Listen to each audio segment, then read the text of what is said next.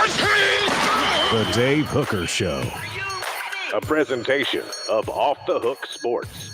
Objective insight, expertise, top guests. Available on YouTube, Apple, Spotify, and the Off the Hook Sports app. Download now for free. Also available on offthehooksports.com. I compute and obey. Now to Dave Hooker. Ready. On a Wednesday, loaded up, Jay Billis takes a shot at the Vols. Was it fair or not? As always, Ron Slay on a Wednesday. We absolutely love him. And if Rick Barnes is able to advance to the Elite Eight or beyond, is he suddenly one of Tennessee's best basketball coach in its history? And if they make a Final Four run, where would he rank even stacked up against some football coaches? We'll go there. So want to start, though, with kudos to this young man, Caleb Calhoun, who was about as harsh on Rick Barnes as anybody that I've ever been around. And I tell you, in a heartbeat, Saturday night, I was thinking about this, comes full circle. And what I love is somebody that has strong opinions, but is willing to admit they're wrong. And I guess to some extent, we both have to admit we're wrong, because here Rick Barnes is indeed in the Sweet 16. Good morning, Caleb. How are you? Now, I feel like that was a backhanded compliment. I'm good this morning. But that's like, hey, Caleb, reminder, you were wrong. It was one of those compliments that when you get halfway through it sounded backhanded, and I tried to fix it, and I couldn't at that point. But so I included myself. No, I was the same way. I was on the same page. Kudos for me and Caleb on being willing to change our viewpoints. Yes, crowds are all excited. They're fired up. And we are with you for the next hour or so. Ron Slay will join us. Did I mention that already? So a lot going on as we're going to talk some Tennessee football. The Vols open spring practice as well. So that's always a good thing. Might have a preview of Tennessee's wide receivers. We're going to try to work in everything we can, but we certainly have to have the one, the only Ron Slay in here. So we'll do that as well. And I can't believe we're asking this question, but how things change in sports. It is time for today's tough question. It's brought to you by our friends at Campbell, Cunningham, Taylor, and Hahn Vision Center. Today's tough question is now. Today's tough question. Take a side. Take a stand. The Dave Hooker Show, a presentation of offthehooksports.com. Rick Barnes in the Sweet 16 should go to the Elite Eight with a very favorable matchup in the third round of the NCAA tournament. Where would that rank him among Tennessee's greatest coaches of all time? We'll start with basketball. It's brought to you by Campbell, Cunningham, Taylor, and Hahn Vision Center. Done locally and done right. I love Campbell, Cunningham, Taylor, and Hahn in Knoxville because their doctors care about you and they're local. Got other vision centers that'll fly people in from all over the place, all over the country to do LASIK and cataract surgery. I don't know about you, but I like to know my surgeon. No glasses, no contacts. I'm golden. So let's start with basketball. Bruce Pearl led Tennessee to the Elite Eight once. Jerry Green was knocking on the door. We talked about that infamous night in Austin, Texas, when they couldn't beat North Carolina because a guy named Julius Peppers came into the game, was completely different than Brendan Hayward. So the list of successful basketball coaches is not really long. Kevin O'Neal stockpiled talent. Wade Houston had a son named Allen. You want to go back, way back. Ray Mears was a legendary marketer and coach. But I'm going to be honest with you, it's a little before my time to tell you that he's a true X's and O's guy. I don't know. But what he did in marketing the sport should never be forgotten. So I ask you, today's tough question brought to you by Campbell, Cunningham, Taylor, and Hahn. Quite simply, Caleb, if Tennessee wins, get to the Elite Eight, are we having a real conversation that Rick Barnes is the best coach in Tennessee basketball history? We're having a strong conversation. I agree. If he gets to the Elite Eight, I think he surpasses Bruce Pearl. Now, Bruce Pearl did win. In stature. In stature, yes. Now, Bruce Pearl and Rick Barnes both each won one SEC regular season title. There's caveats to both of them, though. When Bruce Pearl won his, the SEC was in 2 divisions at the time, so you would split the regular season title with the West Division winner, if that makes sense. When Rick Barnes won his, I don't think he should have been given it because Tennessee and Auburn had the same record that year, but Auburn beat Tennessee. But apparently the SEC doesn't care about head-to-head. If you are tied for the same record, you are co-champions at the end of the year. You both get to win it. So it's hazy either way. Here's where it's a difference. Rick Barnes won an SEC tournament. Nobody else since Don DeVoe has won an SEC tournament at Tennessee. And that's a huge deal to win it. I know we talk about the conference tournaments are throwaways, but that is a tournament championship trophy that you win. Yes, you take that and you put that in your trophy case. Exactly. And Rick Barnes got that. And he had Tennessee at number 1 for 3 weeks. Bruce Pearl had them at number 1 for 48 hours. And he has a 30-win season, just like Bruce Pearl had one 30-win season. So I think he surpasses Bruce Pearl. The question does become Ray Mears. It was a different time. Ray Mears, as far as I'm aware, only made it to the NCAA tournament 3 times, and they never really made it that far. But what we have to remember is during that time, the NCAA was so outdated, they only took the conference tournament champion for the longest time, or the conference regular season champion. And that's why I think this. There was a point in college basketball where the NIT was more high profile than the NCAA tournament because of that stupid thing they were doing with. To me, Caleb, comparing Barnes and Mears is like comparing Fulmer and Nealand. I feel like we could go roundabout with either all day, and you and I may end up agreeing or disagreeing, but we could have that conversation forever. It was essentially 2 completely different sports. I mean, really, wasn't it? That's fair. It was. I disagree. I don't think Fulmer and Nealand is that close. I don't think anybody can be clear compared to Nealand. No, I don't either. But I'm just saying, if you compared the different eras, that's 50 years apart. You're right. That's where it does get tricky, is because it's so far apart. But I still think it's fair to coaches are tasked with dealing with the sport that's in front of them and using their intellect to adapt to it and get out ahead of it, whatever that may be at the time. Ray Mears did that better than anybody. Let's just call it what it is. I mean, Ray Mears was, how do you get Bernard King and Ernie Grunfeld to Knoxville in 1977? I don't know. I've heard the stories behind it. It still sounds like an incredible sell. Here's the other thing, too, is Tennessee basketball second in wins all-time to Kentucky, which they are in the SEC, just like they're second all-time in wins to Alabama in football. Are they second all-time in basketball wins to Kentucky if Ray Mears doesn't come up with the term Big Orange Country? And I spoke to him about that one time. I believe he did come up with that, and the university stole it from him. But if he doesn't come up with that, if he doesn't market it, if he doesn't get Ernie and Bernie, is Tennessee basketball just another Ole Miss? Yeah, probably. I mean, those are foundational pieces that you lay, that you build everything else off of. If you don't have a good foundation, it ain't happening. Right, exactly. And I would take it a step further. I'm going to be honest, because as you know, Ray Mears came around the same time Doug Dickey did. Both of them were very, very involved in kind of bringing Tennessee, should we say, to the modern era of sports, just like modernizing it to a certain degree. Doug Dickey installed the power tee, running through the tee. Ray Mears was doing the same thing with basketball. If Ray Mears isn't doing what he's doing, I'm not sure Tennessee football has its run in the 80s and the 90s. I think a lot of those traditions really carried over to the football program and the university as a whole. And so Ray Mears goes beyond basketball. And another question is, if Ray Mears doesn't have a health issue, do you think eventually Ray Mears wins a national championship in Tennessee? I do. I wouldn't bet anybody to win a national title, but he would be very, very close. Like, how long did Dean Smith go before he won his first? It was quite a while. I think he took over North Carolina before Ray Mears took over Tennessee, and he didn't win a national championship until after Ray Mears was forced into retirement. He won it in 84, didn't he? Yeah, I'm looking it up now. 82. Okay, 82. So, yes, I would have said Dean. So I guess I would have said Ray Mears, too.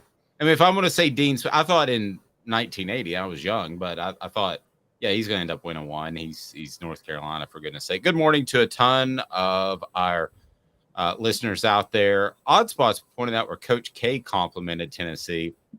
I didn't see that. All I've seen is Duke fans and Duke analysts ripping Tennessee for playing too physical, which is so ironic to me in a game that they played physical as well. Good morning to all of y'all. Smoky Mountain Red, Travis.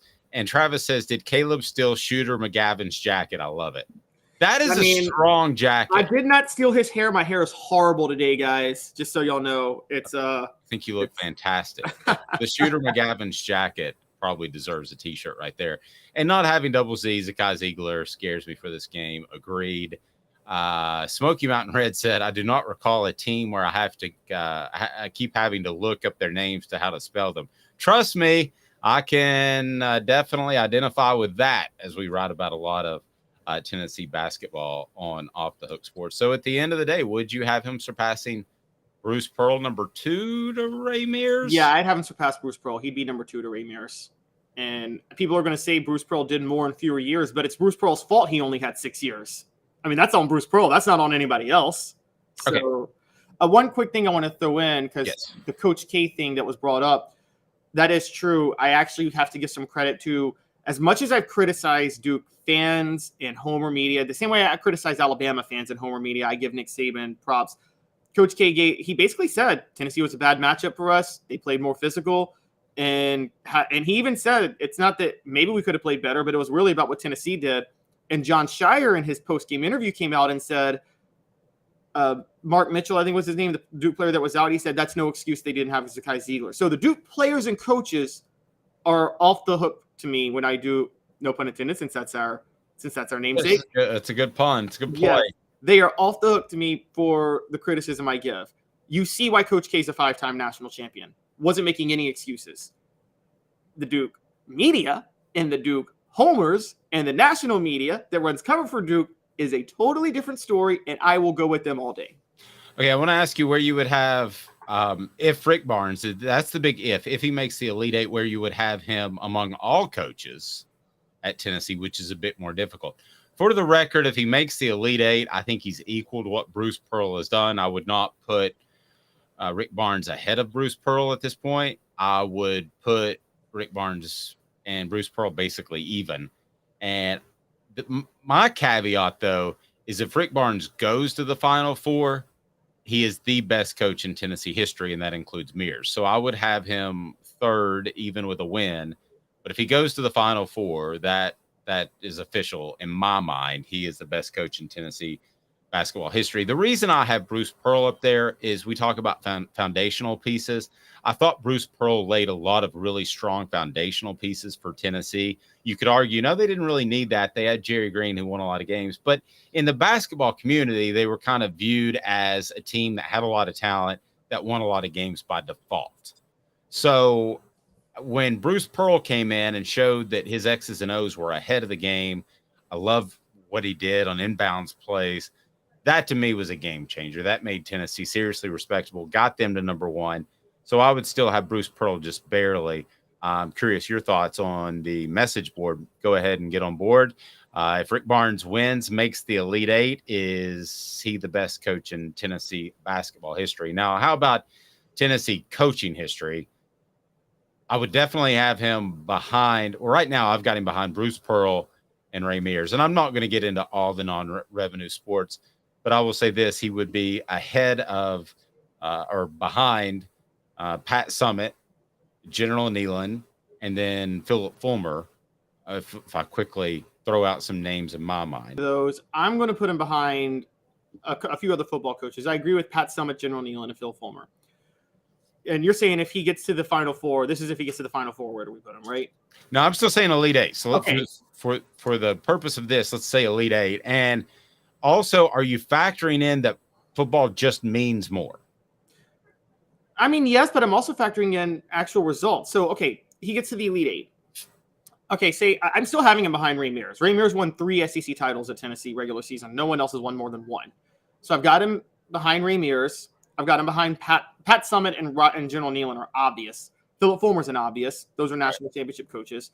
I got him behind Doug Dickey because Doug Dickey won 2 SEC titles, and he technically has a national championship, guys. 1967, Tennessee claims. You can feel however you want about that, but Tennessee does claim the title that year. So I've got him behind Dickey. I would maybe have him. Yeah, I would maybe have him on the Majors level, and then that's where Majors gets the edge because football means more. Because Majors did have 2 top 5 finishes, 3 top 10 finishes, won 3 SEC titles. Never won an SEC title outright that wasn't by default. That's the only knock against Majors, because the 85 and 90 SEC titles were only won because Florida was on probation. But he, for what it's worth, he's got 3 SEC titles and 2 Sugar Bowl wins. And you can't take that away from him. If Tennessee does lose in the Elite Eight, and I don't think they will, but you would have 2 careers that are very similar at Tennessee in Majors and Rick Barnes. Long runs, lots of wins. What did you get out of it if they don't make the Final Four or win the Final Four? Because in my mind, I've always said this: making the Final Four is, in my mind, analogous to winning a national championship to some extent in football, because you have to get really lucky to win a Final Four. You have to hope you don't run into a hot shooting team. You have to hope that you shoot it well. So if you make the Final Four in and of itself, and what that does for a program, and what kind of publicity that brings, that to me is somewhat analogous to winning a national title in football. You agree with that? I see that. I think my thing with Majors, though, it's not so much the national title. I think that Fulmer somewhat rode a wave of what Majors spent 12 years building at Tennessee to try to he modernized Tennessee football more than a lot of coaches. And Johnny Majors and Doug Dickey together. Johnny Majors was really trying to recruit national, and he installed the pro style in the 80s at Tennessee and really focused on speed at the receiver position, realizing where Tennessee had the edge. And then Doug Dickey using his connections to make sure Tennessee scheduled national games before national TV was a thing. I think those 2 things really set the tone for Tennessee in the 90s to do what it did. And I can't, you talk about Bruce Pearl laying the foundation. I'm that way with Johnny Majors. I can't take away the work Johnny Majors did, the state of the program that Tennessee was in when Johnny Majors took over, and the work he did to really just completely revamp it. I can't take that away from him. No, that's fair. Portions of the program brought to you by our friends at Zool Beer Company, xulbeer.com. That's xulbeer.com. And Zool Beer Company is absolutely fantastic. Worldwide award-winning craft beers. And they also have parking downtown. You just don't see that a lot. That's Zool Beer, xulbeer.com. Excuse me. Again, worldwide award-winning craft beers, parking downtown, great panoramic view to hang out and have a good time. More after this. He's Caleb Calhoun. I'm Dave Hooker. 2 minutes off the Hook Sports. Family has been creating jewelry since 1986, each piece unique with a story all its own. I'm Rick Terry with Rick Terry Jewelry Designs. I'm a jeweler, and I want to be your jeweler. We're grateful that you chose us to be Knoxville's best jeweler. My family and staff look forward to serving you. So please come see us. Kingston Pike and Campbell Station Road in the heart of Farragut, and downtown on Gay Street, right next to the Tennessee Theater. Inflation has risen to the highest level in over 40 years, according to the April 2022 U.S. Inflation Calculator. Will your investments provide you the income you need in retirement? Are you losing purchasing power of your savings due to inflation? Simply stated, if the cost of goods and services are 8% higher and you're only earning 4% in your investments, that money buys you less of what you need. Right now is the time to act. Call Guardian Investment Advisors today. Hey folks, Gary Viles here. I want to personally invite you to North Knoxville's newest sports bar and restaurant. It's Big Orange Phillies, located in Black Oak Center. And yes folks, it's happening in Halls. Big Orange Phillies offers family-friendly environment with homemade meals and the best deli-style subs around. Billiards, darts, jukebox, shuffleboard, and cornhole, and a full bar. We also offer valet parking on weekends and during special events. We even have a covered back patio. It's happening at Big Orange Phillies. We want, we need, and we appreciate your business. Hi, Mike Davis here with City Heating and Air, reminding you to always dare to compare. Our team provides quality local heating and air service, installation, and maintenance across East Tennessee. We use only the best equipment like American Standard heating and air conditioning for your residential, new construction, or commercial needs. Honesty, dependability, and customer satisfaction have been the cornerstones of our business since 1961. City Heat and Air. Dare to compare. Chattanooga, we're at it again. For the 5th year in a row, you voted us best of the best criminal and DUI law firm. And finalist for best law firm and best personal injury firm. Thank you for the love, Chattanooga. We won't let you down. Do you want to own the more that owns every job? Then get to Vassey Lawn and Garden in Cleveland and get you a Toro. I'm David Vassey, here to talk to you about Toro. With a Toro Zero Turn, you'll get more out of every minute and you'll reach the finish line faster. At Vassey's, we like to say, no matter if you're mowing 3 acres a week or 11 lawns a day, homeowners and business owners alike find confidence in equipment they can trust from top to bottom. Vassey Lawn and Garden, Highway 60 North in Cleveland. Man alive, it's worth the drive. Got cataracts? We can fix that. Never miss another moment. With a little help from Doctors Campbell, Cunningham, Taylor, and Hahn at cctis.com. Objective coverage. Hey, that's new. If we get caught, we're going to jail. The Dave Hooker Show, a presentation of Off the Hook Sports. YouTube, Apple, Spotify, and the free Off the Hook Sports app. I'm going to need to see some identification. Back to Dave Hooker. Ron Slay to join us shortly. Have you hit that like button yet? Please do that. The thumbs up button. We greatly appreciate that. Whether you're watching recorded or not, we are with you 10 a.m. Eastern time each and every weekday. Be sure and download the app if you haven't to this point. Great stuff on our YouTube channel. Just a fantastic interview with one of Tennessee's top prospects. Go to the YouTube page, hit subscribe, and you'll appreciate that from Luke Winstel, who did a little bit of work with us. And Jarek Gibson is one of the top running backs in the nation, and he's thinking balls. Might be a tough pull, but get his thoughts on the YouTube channel if you haven't gone there yet, and be sure and subscribe. But I highly encourage you to download the app. It is time for, one of my 2 or 3 favorite segments. Yeah, probably say my favorite segment. Let's go ahead and go to 4 Downs. It is right now 4 Downs, brought to you by AndyMasonRealEstate.com. 4 Downs. 4 questions.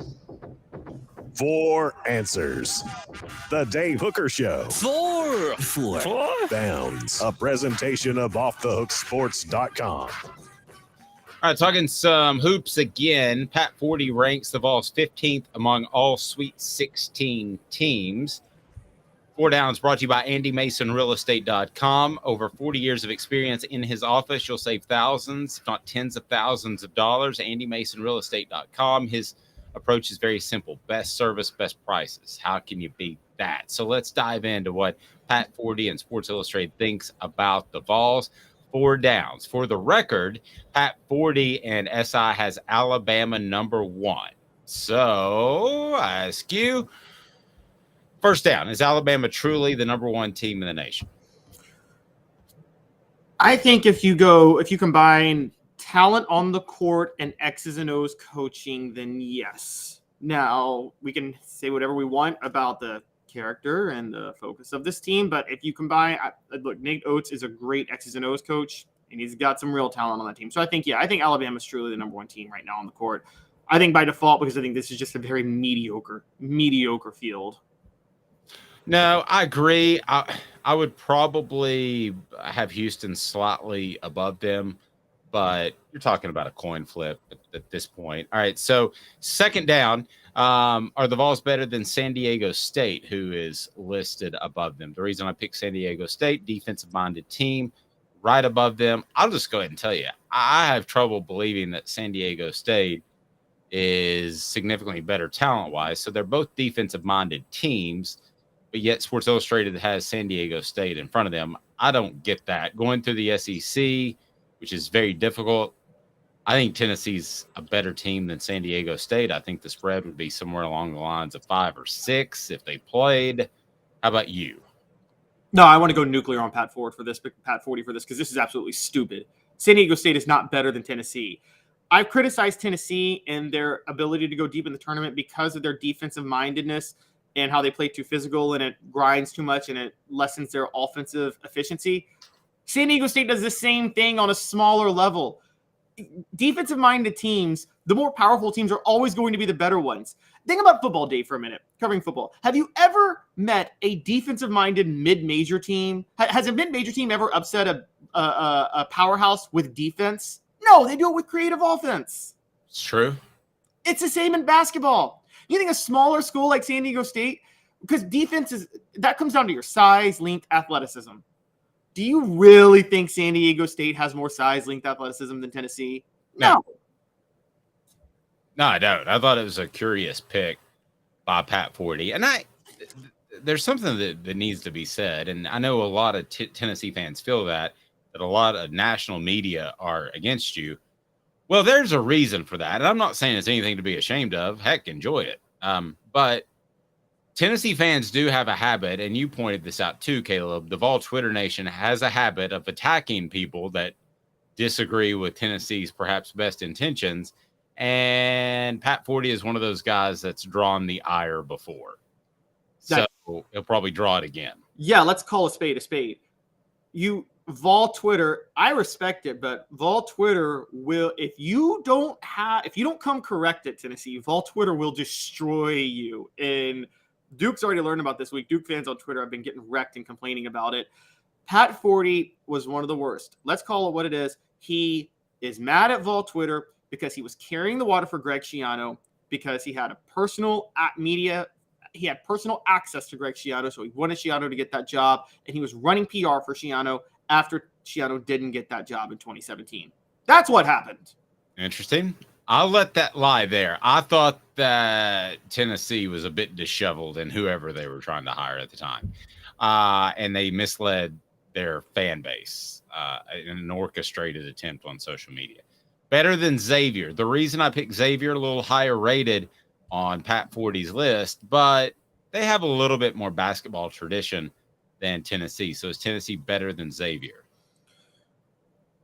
I think that I would have them close to being on Xavier's level. The thing about Xavier that's big is that they have a lot of people who can score. And that's the one advantage they have over Tennessee is, who's Tennessee's going to, we still don't know who Tennessee can turn to if things get tight and you're like, you need a bucket. We've talked about that all year. Xavier has like 4 guys that can do that. And I think that helps Xavier. They're a little more, they're not aggressive on defense, but they're effective. So if Tennessee played Xavier, it'd be another one of those boring games, but I'm not so sure that, I don't know if Tennessee is better than Xavier, but I definitely don't think Xavier is 4 or 5 spots better than Tennessee. No, and we get to that upper level when you kind of get on his list beyond about 9 or so. That's Michigan State, and that's a group that has some really good coaching. Xavier comes in at 12. The reason I picked them is because that's about where I would have Tennessee, the 10, 11, 12 mark, maybe even 9, because I think there are 9 teams that either because of their coaching or their history in the tournament, they have a bona fide advantage. But I don't think it's 11. I don't think it's 12. I don't think it's 13. I don't think it's 14. And right now, Sports Illustrated has Tennessee as the 15th best team in the NCAA tournament, which essentially might as well be last. I mean, let's be real honest with you, because you have Princeton, who was a 15 seed, and at 16, Tennessee's a 4 seed behind San Diego State that was a 5, behind Florida Atlantic that was a 9. You might as well have Tennessee dead last in this thing. Yeah. And here's the crazy part. They're one of the teams that's favored to go to the Elite 8, and you have them next to last. I think they're a higher seed than half the teams in the Sweet 16. And I'm with you. I would have them at 9th. I would have them ahead of a lot of the lower seeds. I would consider having them ahead of Michigan State. I think a lot of that is just the belief in what Tom Izzo does. But I think that's a little overblown. And I'm going to say this about Tom Izzo with all due respect to him. I'm a Grizzly fan. I love Zach Randolph, and his game was developed by Tom Izzo. So I got no beef with him. Tom Izzo gets Michigan State to the Sweet 16. He's only got 1 national championship, though. Once the second and third weekend come, his team, once they play better teams, they never really get over that hump. They got over it one time 20 years ago. It feels like it's the same story with Tom Izzo. Watch out for him. He'll make some noise in the tournament, and they always play physical and rebound. Don't we say the same thing each and every year? Every year they play physical and rebound, and they get to the next weekend and they lose. By the way, I mean, let's call it what it is. That's how Gonzaga plays too with Mark Few. And I would love to see Mark Few get a national title. But Gonzaga gets to the Sweet 16 every year playing physical and defensive rebounding. And then they run into somebody and they can't close the deal. Yeah, and is that his forever legacy?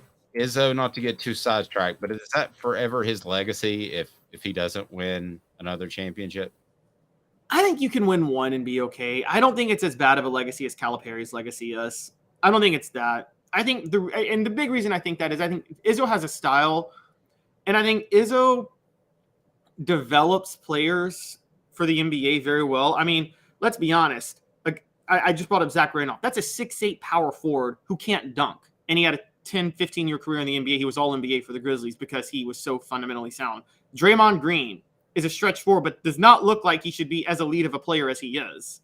That's Tom Izzo's development more than anything else. And I think that's the big story with Izzo is that his legacy is who he's developed for the NBA. Calipari doesn't get a legacy of developing guards for the NBA. Let's be honest. Those guards would be in the NBA if they could out of high school. They're not stars because they played for Calipari for a year. If that makes sense. A couple of quick notes that everybody seems to love Vol Twitter and their ability to attack national writers. I don't know if Ron Slay loves that or not, but Ron Slay, Vol Twitter is a thing. It is something that some national writers must be wary of if they're going to write something about Tennessee, right? Yeah, I listen. I got a Vol. I got a tent sitting outside Vol Twitter. I'm like, you know how they do Coach K, Coach Krzyzewskiville.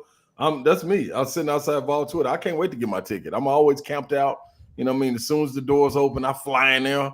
I love it. That's home. That's my home away from home. Being able to get into Vol Twitter and have just run rampant because it's endless. It's endless. It's endless drinks. It's endless food. It's endless money. Like, your tokens never run out. You can play all the games involved to it. I love it. Hit that thumbs up button. We love Ron. Ron Slay's appearance brought to you by Zach England of Best and Brock. Zach's got your back, personal injury attorney in the Chattanooga area that you just can't get anywhere else, and you can go toe-to-toe with those insurance lawyers. All right, Ron, we were having this discussion. Whose career would you rather have if it ended right now? Tom Izzo, John Calipari? Oh. I'm gonna go. I'm probably gonna. That's tough, man. I probably go Izzo. Because it just feels. I'm a family oriented guy. You know, I like to have that loving feel, that pick up the phone call. And I ain't saying Cal don't have this. It just feels like I can call Izzo and he gonna answer anytime. You know what I'm saying?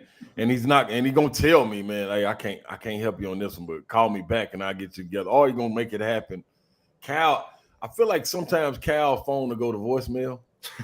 I think it has a couple more important things to do than talk to a former guy. I think Izzo will make time. You know what I'm saying? So, and then I just, as far as like the career, being at one school like that, man, and just keeping your feet planted. Like, of course, he went other places, but keeping his feet planted right there and what he's created at Michigan State. You start talking blue bloods, and man, even though Michigan State isn't a blue blood, there's someone that's always in the vicinity, you know, and always there. So, I love what Izzo's done, man, and I love the way he comes out, speaks for his players, and more than anything, I love how he admits when he's wrong.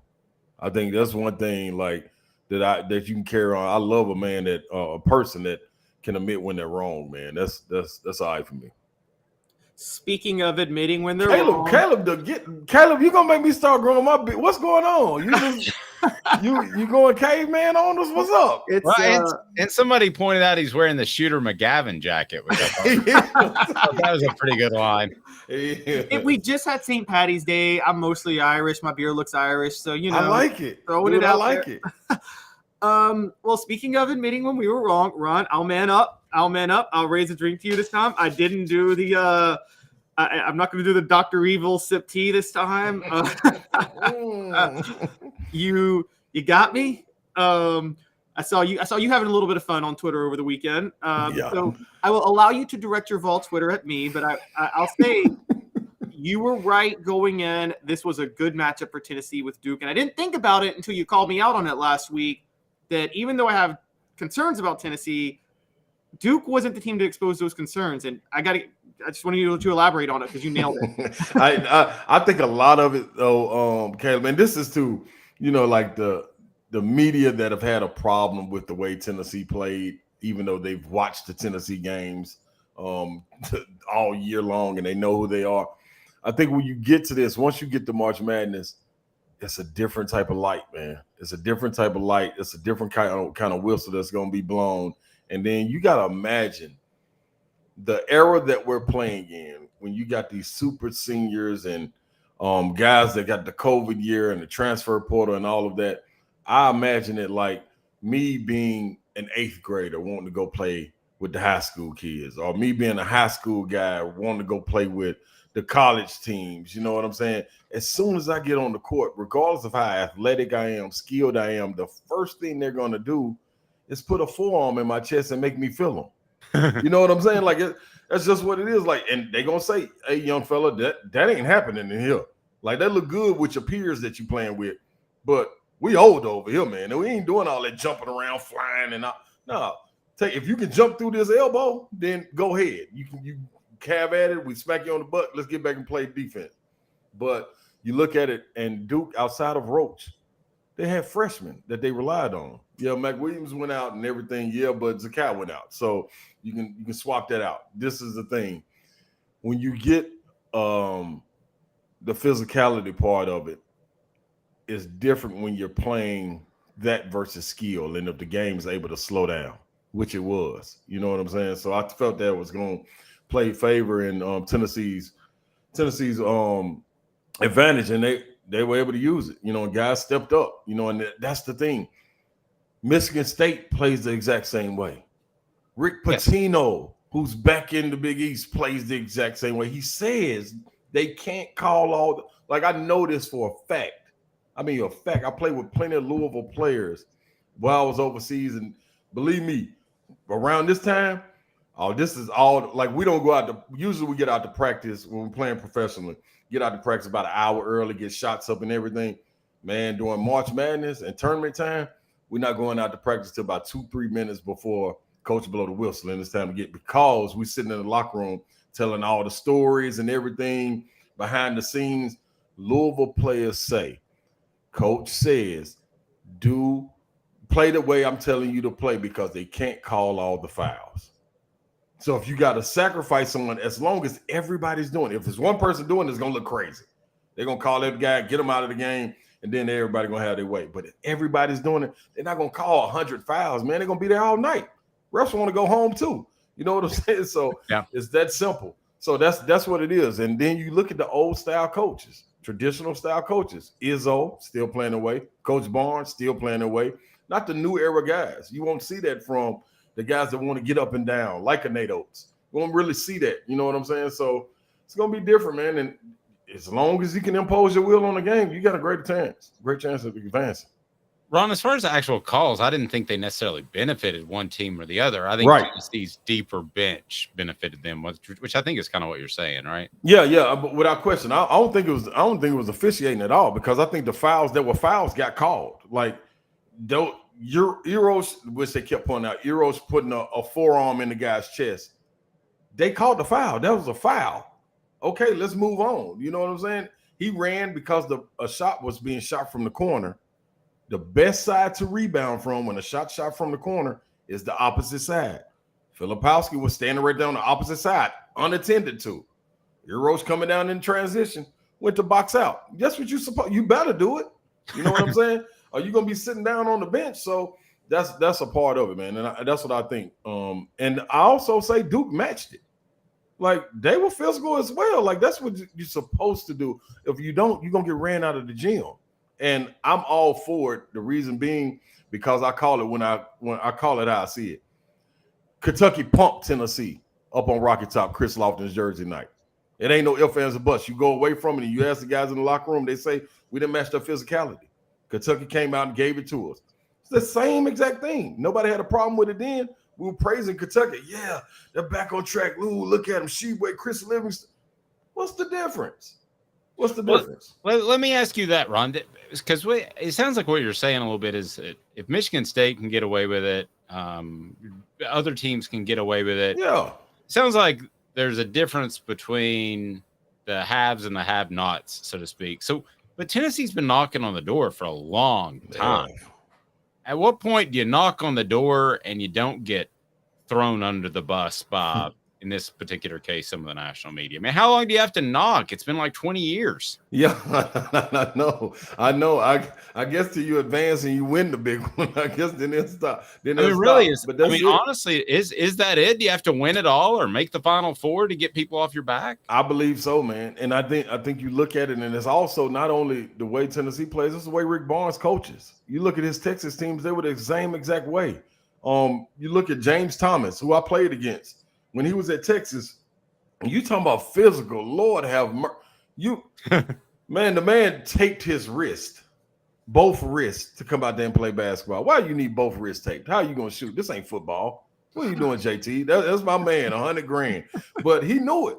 He was like, man, this is what I'm going to have to do. Dirty it up. Not dirty it up, but play physical because I'm going to get every rebound. He got the same traits that Tobe Awaka has. Have you ever seen one person box Tobe Awaka out?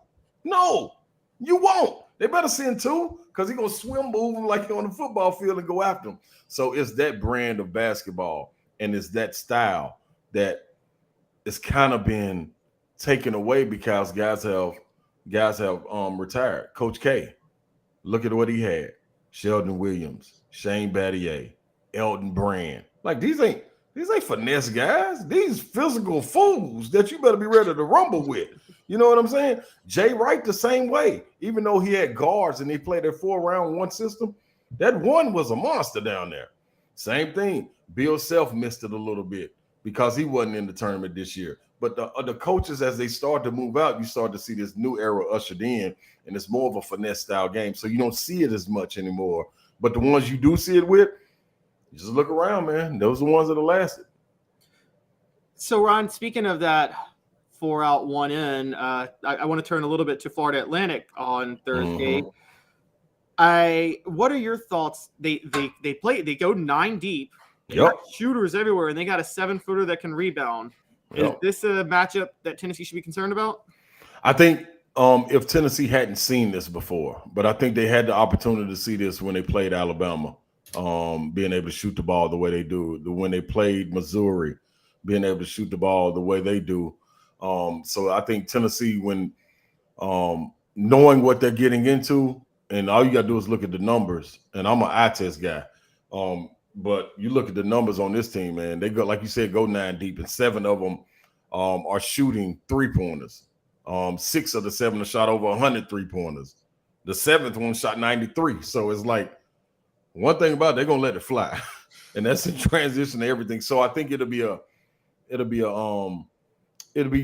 detail that's paid attention to by Tennessee that won't get away from them. I think the thing that scares me the most about FAU is these long shots create long offensive rebound attempts. So you can get second chance points.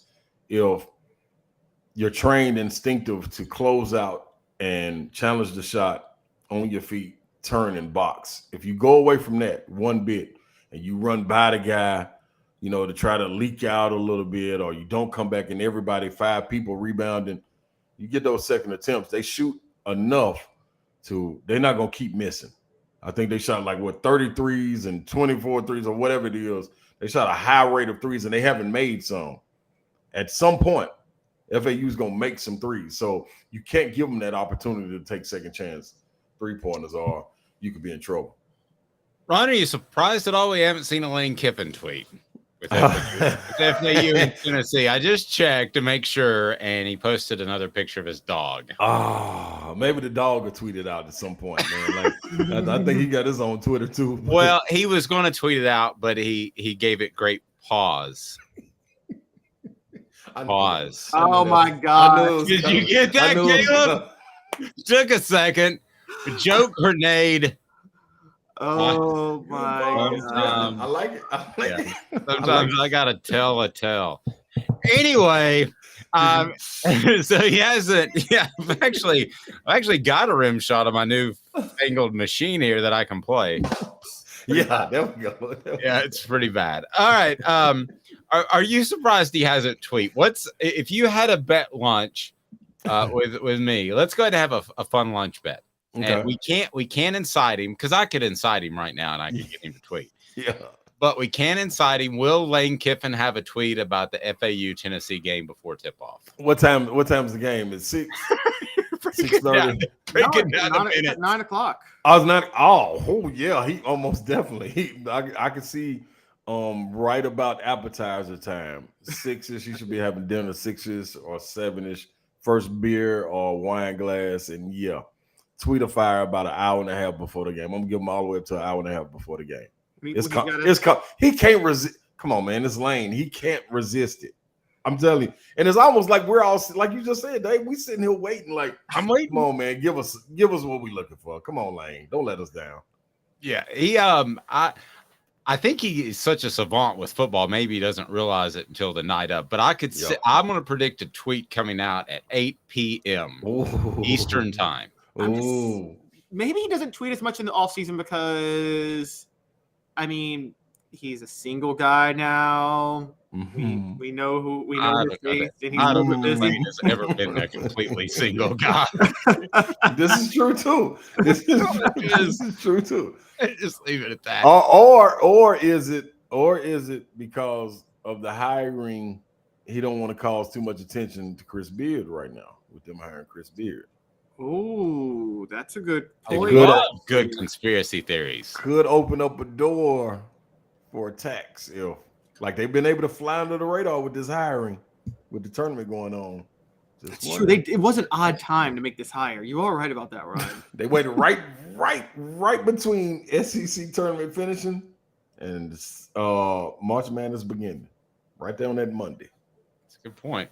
Hey, let me ask you this question, and it kind of put you on the spot a little bit. But if Rick Barnes was able to get Tennessee to the Elite Eight, that would match what Bruce Pearl did. That'd be something that Jerry Green wasn't able to do. Mm-hmm. Where would he suddenly rank, just with one win? Where would he suddenly rank among the best Tennessee basketball coaches in history? Would he be number one?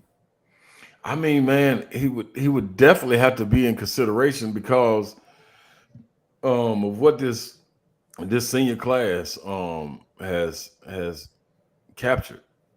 He went and got an SEC tournament championship that was elusive. And then this Elite Eight run, which seems to be elusive, even with the talent that has been there. Like, it's like, wow, you've been, like you talked about earlier, you've been knocking on the door to get there, and why can't you get there? So I think it would, and then with everything that kind of fell into place, losing your starter, Josiah being out of the lineup, man, just so many different things.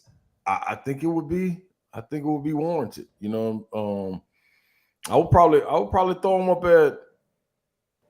He'd definitely be top three. I think he'd definitely be top three. I think each coach, and depending on their tenure, like I don't think anyone has had a. Well, Bruce might have.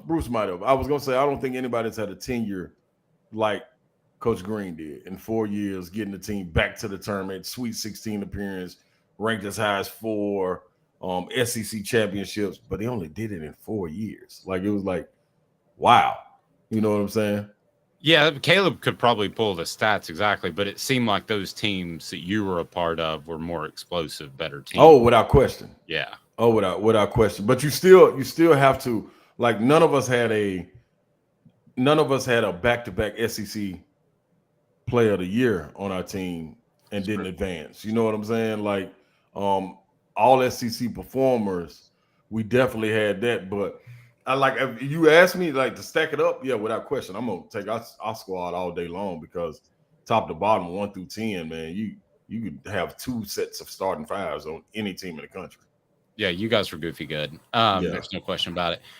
As a player, when you look and we'll let you out with this, as a player, when you see Rick Barnes' style, that's a little bit more physical, that's a little bit more half court, no pun intended. Would you give pause to playing for Rick Barnes because you want to go up and down? I mean, would you run as? I'd rather go up and down. I don't mind playing defense, but I'd rather go up and down and throw oops because I can't dunk anymore at 49 years old. But I don't mind throwing some oops to Ron Slay. See, okay, so this is my thing. I think he does want to go up and down. Really? I think he does. I think the players, in a sense, you've had a bad mix, if that makes sense, of guys. So let's say this. Let's take the one and dones from 2 years ago in Keon Johnson and Jaden Springer and put them with the shooting of a Zakai Ziegler or Jordan Bowden or Lamonte Turner, or you know what I'm saying? Like, if you can get these bunches to overlap at some point, I think you have that. You think you just, man, those teams right there, Jordan Bowden, Jordan Bone, like that's what they had to get out and do, run. You know what I'm saying? That's what I think he wants to do, is just you get guys that I believe not sure of themselves to the point and living up to the expectations all the time, if that make any sense. Because imagine if Olivier could shoot the trailer three. If he could shoot the trailer three, this is a totally different ball game. It opens up the floor for dribble penetration. Imagine how many open threes he would get. I would love to play in this system. Oh my God, give me this all day long. That trailer three would be fired up so quick because nobody guards it. You know what I'm saying? Nobody shoots the trailer three as quickly as Ron Slay. I'm letting it fly. It's obvious when you would cross the half court stripe, he's going to shoot it. But he was 35% from that three. I'm not knocking it. I was just saying he is. I can see it in his eyes. He's already looked at the defense. He is going to shoot at the top. And Caleb, a lot of those contested so imagine playing with a guy that can shoot that three. So now you got to close out. So when Zakai is known for turning the corner and getting into the paint, he's got to play against the guy that's supposed to be guarding the trailer, the guy that's guarding the paint, and his guy. You know what I'm saying? So it's different. If that guy's out of there and you gotta stick with the five man that lobs open, it opens up so much more. I just think you can't get those guys in that spot. And really, you got to have a mindset also, I think, of, man, I don't care if he take me out. It is what it is. I'm shooting this ball. I just think it's part of it. And you got to work on it in practice so it looks normal to everybody. Like, you can't come down shooting the trailer three from the logo and you ain't been doing it in practice because everybody going to be like, what is he doing? He's crazy. You know what I'm saying? So I think they do want to run, man. I just think he likes more quality shots as well. So if you can get a quality shot while running, you got to get out and go. Ron, Caleb, take it away, but I got to mention this. Smoky Mountain Red said Chris Lofton was inspired by Ron, an inspiration for Tennessee basketball for all time. That's what I'm talking about, Smoky Mountain Red. You know your history. That's what I'm talking about. that second E logo three, that was me. Ryan, wanted to jump in before we let you go about, I know you tweeted about it yesterday, but what does it mean to you as a personal friend of his, of John Henderson getting into the Tennessee Sports Hall of Fame? I think, you couldn't have a more worthy person, two-time All-American, Outland Trophy winner. What does that mean to you, just who knows him as a friend? Man, it's amazing, man. I'm so happy he's getting acknowledged, man, because you talking about a guy that's humble, man. He always shines the light on people near him. Like, I don't even know why this ringing. Maybe that's him calling. Like, our fax machine never rings. The fax machine? It never rings. Like, I mean, never. So maybe that's him calling to let me know. Don't give him no flowers right now. But that's the thing, man. He always shines the light on other teammates and things of that nature. And knowing he's been this talent his entire life.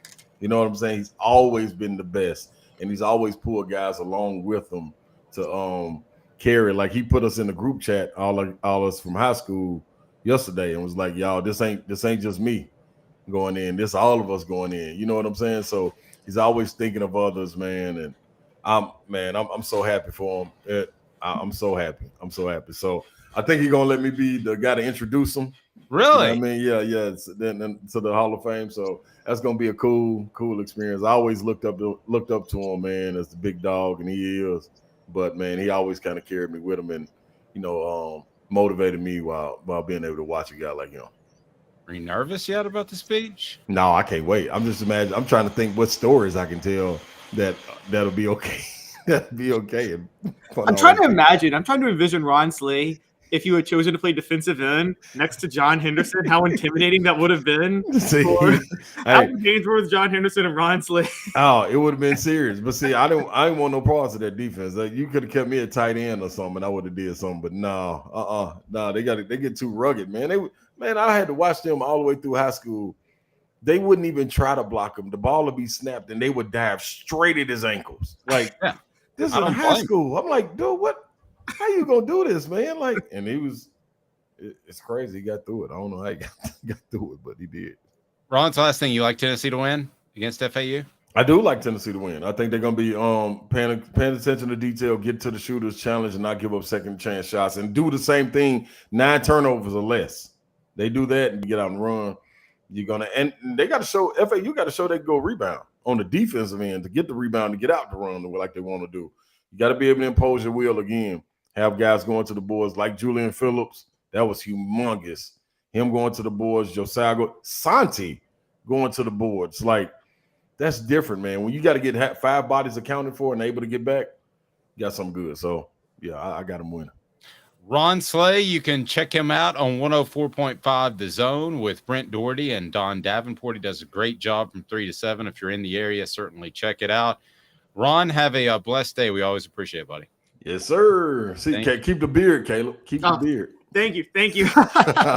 Well, as long as you can do it, it's not all white. I tried mine in December, and it was all white. White and red. That ain't.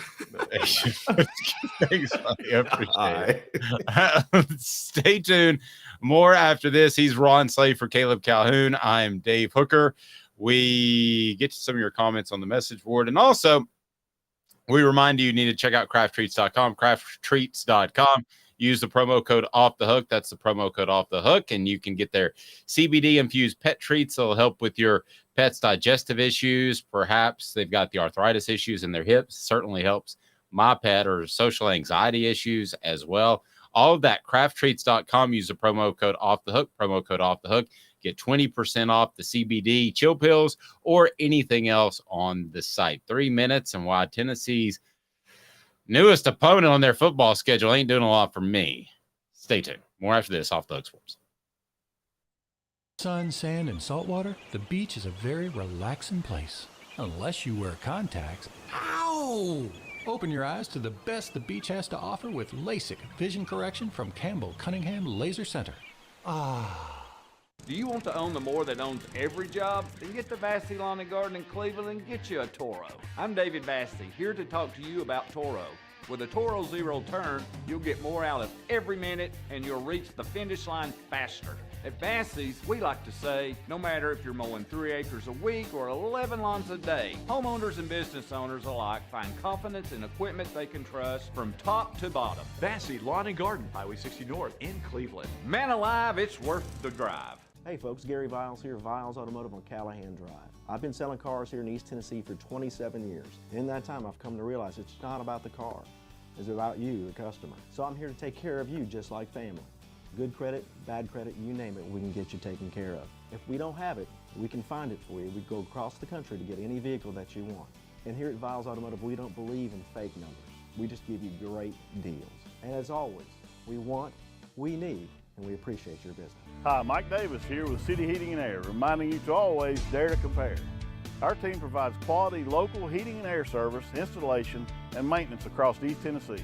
We use only the best equipment like American Standard heating and air conditioning for your residential, new construction, or commercial needs. Honesty, dependability, and customer satisfaction have been the cornerstones of our business since 1961. City Heat and Air. Dare to compare. Chattanooga, we're at it again. For the 5th year in a row, you voted us best of the best criminal and DUI law firm. And finalists for best law firm and best personal injury firm. Thank you for the love, Chattanooga. We won't let you down. Our family has been creating jewelry since 1986, each piece unique with a story all its own. I'm Rick Terry with Rick Terry Jewelry Designs. I'm a jeweler, and I want to be your jeweler. We're grateful that you chose us to be Knoxville's best jeweler. My family and staff look forward to serving you. So please come see us. Kingston Pike and Campbell Station Road in the heart of Farragut, and downtown on Gay Street, right next to the Tennessee Theater. You're listening to The Dave Hooker Show, a presentation of OffTheHookSports.com. The internet is full of pictures of each and every one of you.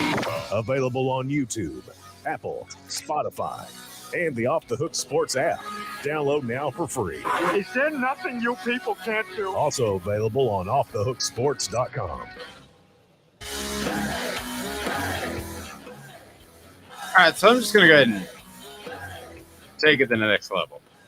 Just go ahead and tweet Lane.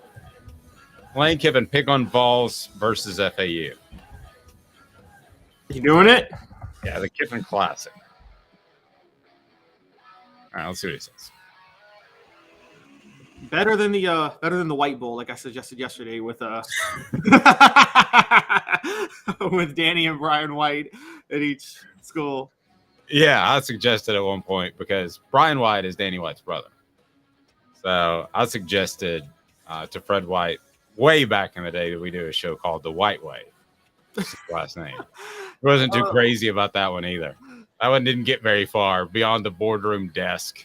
Oh my gosh. Y'all, I don't know if you've ever watched Modern Family, but Phil played they go to family camp and they're all on these different teams, and Phil's all the teams are coded by color, and Phil's on the white team, and he's like, I'm predicting total white domination this year. It's not. You got to be careful with what you say nowadays. And in this woke world, there's a debate ongoing about ESPN showing women's tournament basketball games. We might discuss that a little bit tomorrow, but this just in. ESPN's also carrying the tournament. And it was also on a Tuesday night where there was no men's NCAA tournament game. It doesn't matter, though, if it's rugby or lawnmower racing. ESPN is going to show highlights from that. Look, I get the annoyance with wokeness over the years, but now there's this like new industry of people looking for reasons to be outraged by wokeness that's just as annoying, quite honestly. Well, and let's do that tomorrow. Yeah. What the H? Tennessee has scheduled North Carolina State in Charlotte? Huh? What the? What was he thinking? Release the hounds. The Dave Hooker Show, Keep cool. a presentation of OffTheHookSports.com.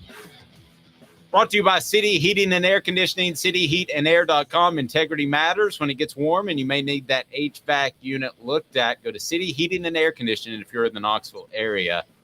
Take care of you. I can promise you that. And they'll give you the right assessment of your unit, not necessarily a brand new one that's going to make them a lot of money. No, integrity matters. 50 years in the Knoxville market. Tennessee, North Carolina State in Charlotte announced yesterday. I haven't spoken to you off the air. We specifically at our 5 a.m. production meeting did not speak about this game because I wanted your honest reaction. So Tennessee, NC State, that will be in Charlotte, the Dukes Mayo Classic. That will replace the Vols' previously scheduled game against Oklahoma. Thoughts? This was roughly put together, so I know people are upset about it, but I don't think Tennessee have much choice. Oklahoma's joining the SEC in 2024 now. They had to cancel that series. I mean, college football, like games like this, they're scheduled 4 years out. So there weren't many options to really pick from if you wanted a more high-profile opponent. I think Tennessee should be happy about it, honestly. NC State's had an interesting run the past few years with Dave Doran. They've kind of been – they're not like a powerhouse, but they've been on the surface, and they've been giving Clemson a bit of a push, if you've been paying attention to them the past few years.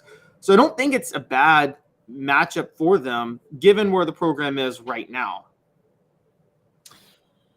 I wouldn't make this.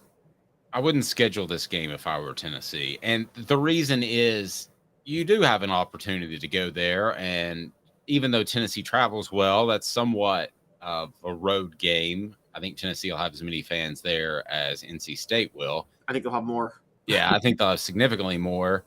And it's going to be in the Bank of America Stadium in Charlotte. So it's not at NC State, just to clarify for those that didn't follow. I would have scheduled, listen, if you're just looking to fill a slot, which is essentially what you're trying to do because Oklahoma is gone, and you're trying to fill this slot, there's probably not a premier opponent out there. So once somebody tells me, hey, Danny, I hate to tell you, you can't get an Ohio State, Michigan. You can't get any of those elite teams. You also can't get a name team in UCLA and Southern California. I'm just picking teams at random, Caleb. Okay, well then give me an in-state team that could use the money. That's what I would have done. I would have taken an in-state team, whoever it might be, Tennessee Martin, whoever, have them at Neyland Stadium, have another opportunity for fans that maybe can't afford the Alabama and Florida tickets of the world to show up. That's what I would have done. Now, the recruiter in me, or the guy who covered recruiting, would say Charlotte is a good place to get exposure. That is the one argument I have for that. But other than that, it just didn't make a lot of sense to me. Why not have a home game against a lesser opponent in state so you keep the money in state? That's what I would have done. I'd take it a step further. Unless you're at the Chick-fil-A Kickoff Classic, which sells massive TV rights and has things like that, I don't know where you are, David. I feel like financially it doesn't make sense for Tennessee to do these neutral site games instead of a home and home. And I think they're going to make more. Like let's say you played 2 neutral site games in 2024 and 2025, or you played NC State at home in 2024 and NC State on the road in 2025. I think you would make more from that one home game than you would from the 2 neutral site games combined, because you only get half the revenue. You have to split the revenue with the other school. That's right. And you also have to pay the promoter, whoever puts on this game. So the only way you make your money back is if it's a nationally televised game where you sell TV rights for a ton of money that the school split. Otherwise, I don't get this home and home. No, here's where I'm holding neutral site games. It's a pretty short list. It's Atlanta because of recruiting. It's Miami because of recruiting. It's Dallas because of recruiting. And you could probably make a pretty strong argument. They did this at one point up in the DC, Baltimore area, because I think that Tennessee could do better in that regard. They don't have a great history there. I just think there are guys with a lot of non-allegiances to schools because the schools around them aren't great. And I think the football is underrated. That's not just because I covered it. I saw it up close. Now, Charlotte would be on that next tier, but not high enough to just go ahead and have Joe Milton or Nico Iamaleava put together a fantastic half and feel more comfortable in an offense. I mean, this is a game that Tennessee could potentially lose. I don't know why you would put that on the schedule, but we are going to be talking about a season in which you could probably lose 3 games and still make the college football playoff. So things have completely changed and been turned on their ear in the past couple of years. So maybe that's what Danny White's thinking too. It doesn't do a lot for me.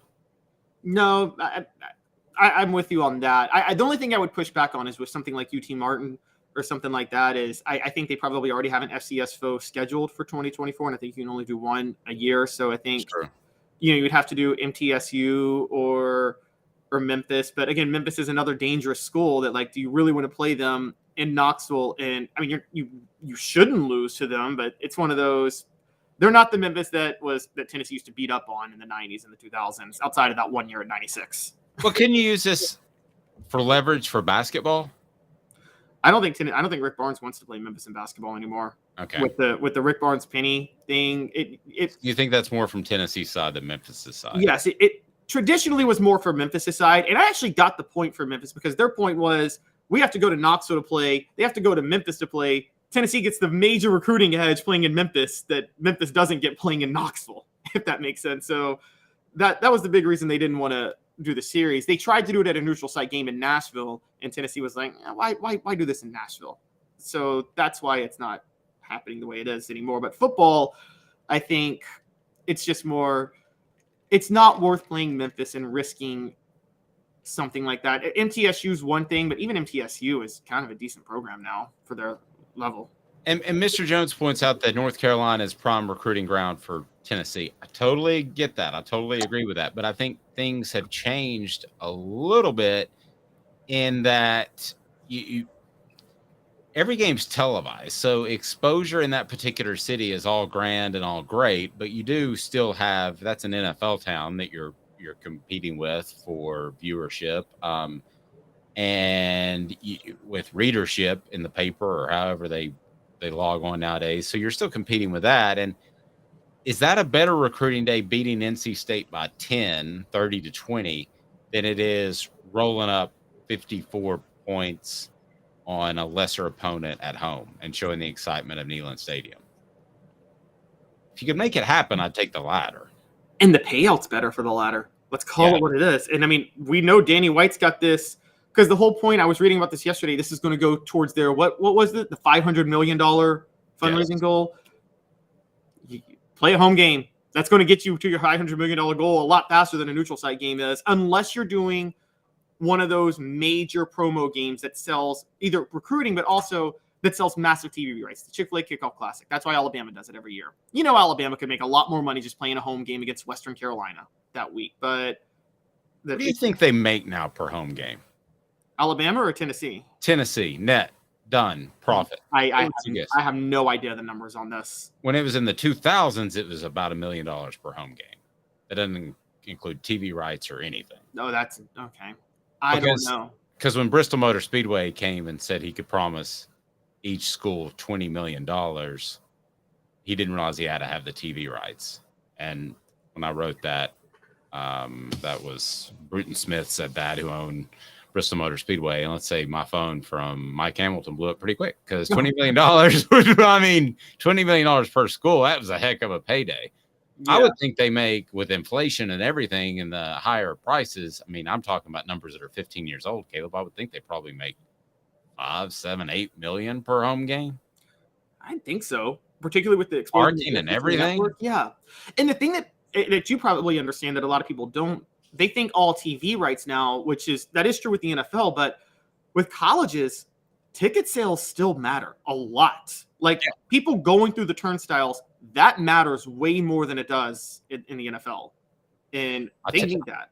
I tell you, I was talking to somebody who had great insight into this, and I agree completely. You know when you're going to start to see the move to the mega conference, unless it happens snap of a finger like we have seen happen with schools going to other conferences. Unless it happens snap of the finger, the first thing you're going to say is you're going to have higher tiers for more successful programs in the college football playoff from the TV money. Like if you win kind of like a bonus for head coaches, if you win a Super Bowl, if you make it to the national championship, your school gets a bigger portion of that TV money. Then it's going to be more natural and easier for those teams to break away, if that makes sense. Oh, that's exactly what's going to happen. You basically prove how Vanderbilt is bringing nothing to the table. Yes. If you're the Big Ten, you prove Rutgers is really not bringing anything to the table. I think what you have to do at that point is, well, Big Ten, look, they're still selling larger TV rights because of the fact that for some reason networks are still buying based on the market size of where the conference is. Even I think the thing with the Big Ten is the Big Ten, they probably understand what the SEC understands. The SEC understands that brand size values more, but the Big Ten was like, we can create a bubble that favors us because Fox is going to be so stupid. They're going to think that there's more valuable us being in LA than it is us just having a more big name program attached to us that has more followers. And so the Big Ten is cashing in on the stupidity of networks more than anything else right now. And I agree completely. I mean, how many people are watching in LA? Not as many as you would think from the number 2 market in the entire nation. So. Yeah, the Pac-12 championship game had more viewers in Salt Lake City than it did in LA. He's Caleb Calhoun. I'm Dave Hooker. Percentage or just overall? No, just more numbers. People from Salt Lake watch the Pac-12 championship than LA. Yowzers. Yeah, more people like Utah than USC. Utah's a more valuable program than USC. Well, it's been a great Mormon on the program. Have a fantastic day, everyone. He's Caleb Calhoun. I'm Dave.